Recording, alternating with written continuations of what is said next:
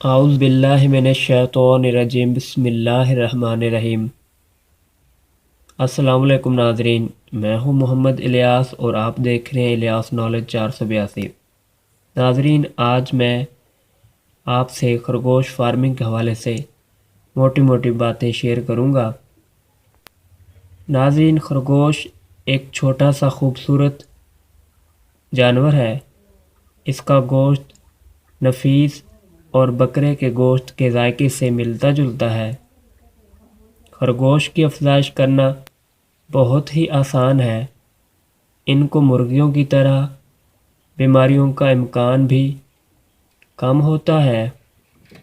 خرگوش کے بارے میں کہا جاتا ہے کہ خرگوش ایک سال میں جتنے بچے دیتا ہے ان کا مجموعی وزن ایک گائے کے برابر ہوتا ہے۔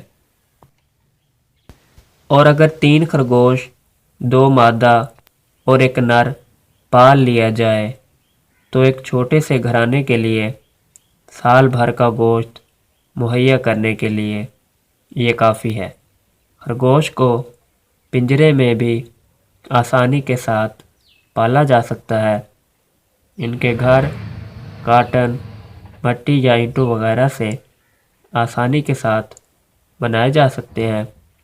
ایک مادہ خرگوش ایک دفعہ 4 یا 5 سے لے کر زیادہ سے زیادہ 18 بچے دے سکتی ہے۔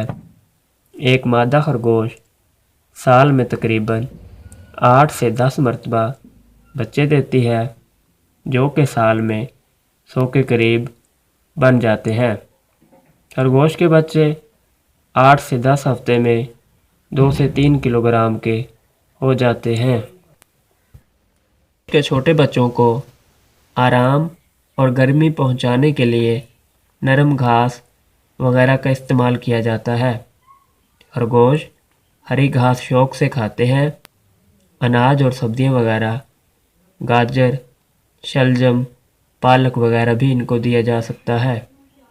ایک خرگوش پر تقریباً 80 سے 100 روپے تک کا خرچہ آتا ہے اور کم از کم 250 روپے تک آسانی سے فروخت ہو جاتا ہے۔ اس طرح خرگوش فارمنگ سے آپ اپنے گھر کی ضروریات پوری کرنے کے ساتھ ساتھ کافی اچھا نفع بھی حاصل کر سکتے ہیں۔